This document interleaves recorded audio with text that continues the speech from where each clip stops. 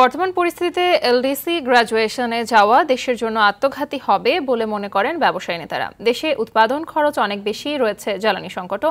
এমনটা জানিয়ে উন্নয়নশীল দেশের কাতারে নাম লেখাতে আরও কিছু সময় নেয়ার পক্ষে তারা। তবে এ বিষয়ে সবার ঐকমত্য প্রয়োজন বলে মনে করেন অর্থনীতিবিদরা। রাজধানীর একটি হোটেলে এলডিসি গ্র্যাজুয়েশন বিষয়ক গোলটেবিল আলোচনা এসব কথা বলেন তারা।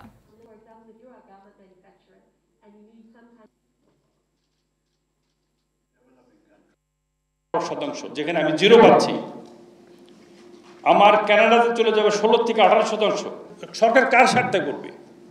আমাদের স্বার্থেই তো। তা আমরাই তো মনে করছি যে এটা আমাদের জন্য আত্মঘাতী হবে। This is the right time to graduate.